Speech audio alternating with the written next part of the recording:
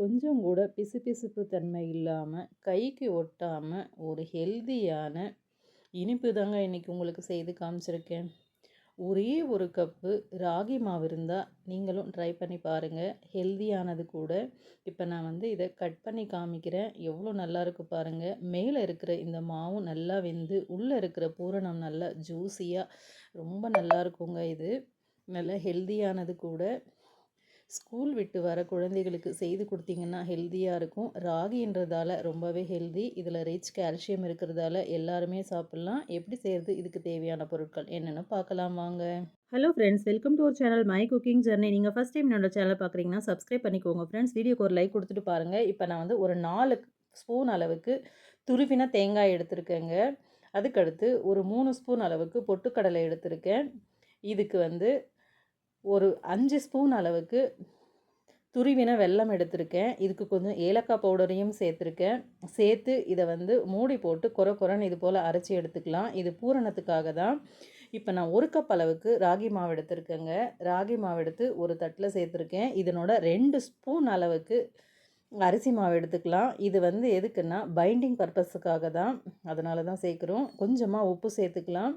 இதை கலந்து கொடுத்துக்கலாம். ஸ்டவ் பற்ற வச்சு நான் ஒரு கிண்ணம் எடுத்திருக்கேங்க. கிண்ணத்தில் 1 கப் ராகி மாவுக்கு 1.5 கப் அளவுக்கு தண்ணி எடுத்திருக்கேங்க. தண்ணி எடுத்து இது நல்லா கொதிக்கணும். இது ஒரு பக்கம் இது சூடாக கொதிக்கட்டும். இப்போ நம்ம இந்த மாவில் கொஞ்சம் ராகி மாவு எடுத்திருக்கோம் இல்லையா, இதில் 1 ஸ்பூன் அளவுக்கு நெய் சேர்த்துக்கலாம். நெய் சேர்த்தா நமக்கு இந்த ஸ்வீட் மேல் பகுதி நல்லா ஷைனிங்காக நல்லாயிருக்கும். அதுக்குள்ளே நமக்கு தண்ணியும் கொதிச்சிடுச்சிங்க. இப்போ இதை கொஞ்சம் கொஞ்சமாக சேர்த்துக்கலாம். கொஞ்சம் கொஞ்சமாக சேர்த்து கரண்டியால் கலந்து கொடுக்கலாம். ஏன்னா சூடாக இருக்கும், அதனால் நல்லா கரண்டியாலேயே ஃபுல்லாக கலந்து கொடுத்துலாம். நான் எடுத்த 1 கப் ராகி மாவுக்கு எனக்கு 1.5 கப் அளவுக்கு இந்த தண்ணி கரெக்டாக இருந்துச்சுங்க. இதுவே எனக்கு சரியாக இருந்துச்சு. நான் மேலே தண்ணி எதுவுமே சேர்க்கலை. உங்களுக்கு தண்ணி பத்தலைன்னா நீங்கள் இந்த இடத்துல நீங்கள் பச்சை தண்ணி இருந்தாலுமே சேர்த்துக்கலாம், இல்லை சுடு தண்ணி எது வேணாலும் நீங்கள் சேர்த்துக்கலாம். இப்போ பாருங்கள், நமக்கு எல்லாமே கலந்துட்டோம் இல்லையா. கலந்து நல்லா இதை எல்லா பக்கமும் இந்த கரண்டியால் நல்லா இந்த மாவை கலந்து கொடுத்துட்டோம்னா இது நல்லா வெந்து வரும். இதை ஒரு 10 நிமிஷம் மூடி போட்டுடலாம். மூடி போட்ட வரைக்கும் இது நல்லா சாஃப்ட் ஆகிடும் மாவு. இப்போ நம்ம பூரணத்தை எடுத்துக்கலாம். பூரணத்தை ஒரு தட்டில் மாற்றிக்கிறேங்க. இந்த பூரணத்தை எதுக்கு நான் தட்டில் மாற்றுறேன்னா, இதில் கொஞ்சமாக தண்ணி விட்டு நம்ம கலந்துக்க போகிறோம். ஏன்னா அப்படியே உதிரியாக பூரணம் வைக்கும்போது நமக்கு கஷ்டமாக இருக்கும். அதனால் இப்படி போல் செய்கிறேன். இதில் நீங்கள் பால் சேர்த்து கூட நீங்கள் காய்ச்சி ஆற வச்ச பால் சேர்த்து கூட இந்த பூரணத்தை கலந்துக்கலாம். இது போல் பாருங்கள், கொஞ்சம் கொஞ்சமாக ஸ்பூனில் தண்ணி சேர்க்கலாம். ஸ்பூனில் தான் சேர்க்கணும், அதிகமாக சேர்த்துடாதீங்க. அதிகமாக சேர்த்திங்கன்னா இது நல்லா குழஞ்சிரும். குழைவாக உள்ள பூரணம் ஸ்டஃப் பண்ண முடியாமல் ஆகிடும். அதனால் கொஞ்சமாக தண்ணி சேர்த்து நல்லா கலந்து இதை உருண்டைகளாக உருட்டி எடுத்துக்க போகிறோங்க. இப்போ பாருங்கள், நான் சேர்த்த தண்ணி ஒரு 2 ஸ்பூன் அளவுக்கு தண்ணி சேர்த்துருப்பேன். இது கரெக்டாக இருந்துச்சு. இப்போ நம்ம கையால் எடுத்து உருண்டைகளாக பிடிச்சிக்க போகிறேன். இது கிட்டத்தட்ட எனக்கு ஒரு 10 உருண்டைகள் கிடச்சிதுங்க. இது போல் சேர்க்குறதால நமக்கு உள்ளே ஸ்டஃப் பண்ணுறதுக்கு ரொம்ப ஈஸியாக தான் இருக்கும். இப்போ பாருங்கள், இது எல்லாமே நம்ம உருண்டைகளாக உருட்டி வச்சுட்டோம். இப்போ அப்படியே இது ஒரு பக்கம் இருக்கட்டும். இப்போ நம்ம ராகி மாவை பார்ப்போம் வாங்க. ராகி மாவு நல்லா சூடாறி இருக்குது. நம்ம சூட்லேயே இன்னும் நல்லா இந்த மாவு வெந்திருக்கு. இப்போ நம்ம இதை கைக்கு ஒட்டுங்க. லைட்டாக இது போல் பிசைஞ்சிக்கலாம். கைக்கு ஒட்டும், அதனால் கொஞ்சமாக நெய் சேர்த்துக்கலாம். நெய் சேர்த்து திரும்பவும் இதை நல்லா பிசைஞ்சு எடுத்து இந்த பதத்துக்கு நான் உருட்டி எடுத்துட்டேங்க. இப்போ இதை நமக்கு எந்த அளவுக்கு தேவையோ அந்த அளவுக்கு உருண்டையாக எடுத்துக்கலாம், உருண்டை பிடிச்சிக்கலாம். இப்போ நான் உருண்டை பிடிக்கிறேன் பாருங்கள். இதை நான் கையாலேயே பாருங்கள் இது போல் செய்யலாம். பிகினர்ஸாக இருந்தீங்கன்னா இது போல் செய்ய வரலைன்னா உங்களுக்கு இன்னொரு முறை இன்னொரு மெத்தட் நான் சொல்லி கொடுத்துருக்கேன். அது போல் கூட நீங்கள் செய்யலாம். இப்போ பாருங்கள், இந்த கையாலேயே ஒரே கையால் நான் இது போல்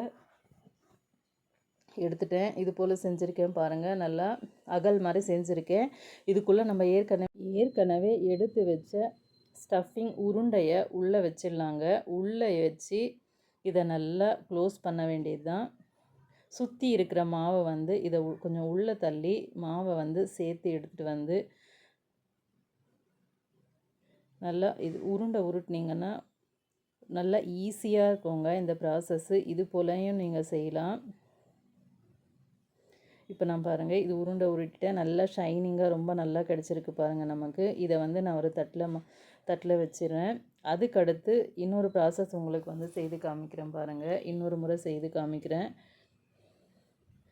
இந்த தேவையான அளவு மாவு எடுத்துகிட்டு, இது நம்ம பழைய காலத்தில் வந்து 80-90களில் வந்து கிராமப்புறங்களில் வந்து மோல்டெல்லாம் வச்சு கொழுக்கட்டை செய்ய மாட்டாங்கங்க. இது போல் ப்ராசஸ் தான் செய்வாங்க. அதுபோல் நீங்கள் இது செய்யலாம். இப்போவுமே நான் வந்து நிறைய இது போல் தான் செய்வேன். என்னோடய சேனலில் வந்து கொழுக்கட்டை வீடியோஸ்லாம் நான் போட்டிருக்கேன்.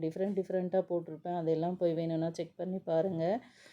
இப்போ நமக்கு இதை உருட்டிட்டோம் இல்லையா, இதை வந்து இதுக்குள்ளே ஸ்டஃபிங்கை வச்சிடலாம். ஸ்டஃபிங் பண்ணிட்டு வச்சுட்டு இதே போல் தான் உருட்டலாம். இந்த ப்ராசஸில் கூட நீங்கள் செய்யலாம். இதை வந்து நான் உருண்டையாக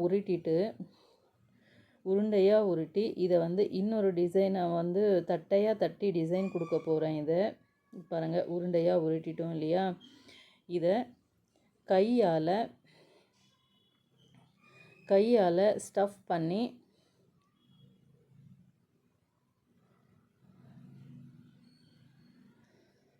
பாருங்கள், கையால் இது போல் ஸ்டஃப் பண்ணால் நமக்கு வந்து இது போல் கிடைக்கும். இதுக்கு நம்ம வீட்டில் எல்லார் வீட்லேயும் இந்த மேகி சாப்பிட்ற இந்த போர்க் ஸ்பூன் இருக்கும். அந்த ஸ்பூனால் டிசைன் கொடுக்க போகிறேன்.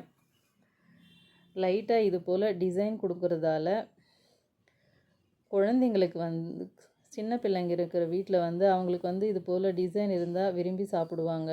அது வந்து அவங்களுக்கு பார்க்குறதுக்கு ஒரு சந்தோஷமாக இருக்கும். அது ராகி ரெசிபீஸ் வந்து ரொம்பவே ஹெல்த்தியானது தான். பசங்களுக்கும் நீங்கள் செய்து கொடுக்கலாம். இது போல் நான் இருந்தது ஃபுல்லாகவே செஞ்சு எடுத்துட்டேங்க. நான் எடுத்த மாவுக்கு 5 உருண்டைகளும் ஒரு 5 இது போல் வந்து கிடைச்சது எனக்கு. உங்களுக்கு வீட்டுக்கு தேவையான அளவு நீங்கள் மாவு எடுத்து செஞ்சுக்கலாம். ஹெல்த்தியாக கூட இருக்கும். குழந்தைகள் முதல் பெரியவர்கள் வரை எல்லாருமே சாப்பிட்லாங்க. ரிச் கால்சியம் இருக்கிறதால எலும்புகள் உறுதியாகும். இப்போ நம்ம ஸ்டவ் பற்ற வச்சு நான் இட்லி பாத்திரம் வச்சுருக்கேங்க. இட்லி பாத்திரத்தில் தண்ணி சேர்த்துருக்கேன். ஒரு இட்லி தட்டை வந்து கவுத்து வச்சுருக்கேன். கவுத்து வச்சு அது மேலே நம்ம செய்த இந்த இனிப்பை சேர்த்து மூடி போட்டு ஒரு 10 நிமிஷம் வந்து இதை வந்து வேக வச்சா போதும். ஏன்னா ஏற்கனவே நம்ம சுடு தண்ணி சேர்த்து இந்த மாவு பிசைஞ்சதால் ரொம்ப நேரம் வேக வைக்க வேண்டிய அவசியம் இல்லை. இப்போ கையில் எடுத்து நான் வந்து இது போல் தொட்டு பார்க்குறேன் பாருங்கள், நல்லா வெந்திருக்கு நமக்கு. இப்போ நமக்கு இது ரெடிங்க. இப்போ நான் கையில் எடுத்து உங்களுக்கு காமிக்கிறேன் பாருங்கள். கொஞ்சம் கூட ஒட்டல, நல்லா வெந்திருக்கு, நல்லா ஹெல்த்தியாக இருக்கும். அதுக்கடுத்து நான் கையில் வந்து எடுத்து வச்சு நான் வந்து கட் பண்ணி காமிக்கிறேன் பாருங்கள். மேலே இருக்கிற மாவும் நல்லா வெந்திருக்கு, உள்ளே இருக்கிற அந்த பூரணமும் நல்லா ஜூஸியாக இருக்குது பாருங்கள். ரொம்ப ஹெல்த்தியாக இருக்கும். ரெண்டுமே மர்ஜாகி சாப்பிட்றதுக்கு அவ்வளோ ருசியாக இருக்கும். நீங்களும் தவறாமல் ட்ரை பண்ணி பாருங்கள். இந்த வீடியோ பிடிச்சிருந்தால் லைக் பண்ணுங்கள். தவறாமல் சேனலுக்கு சப்போர்ட் பண்ணுங்கள். இன்னும் நிறைய ராகி ரெசிபிஸ் என்னோடய சேனலில் இருக்குது, அதையும் பாருங்கள். சேனலுக்கு சப்போர்ட் பண்ணுங்கள். தேங்க்யூ ஃபார் த வாட்சிங் கைஸ்.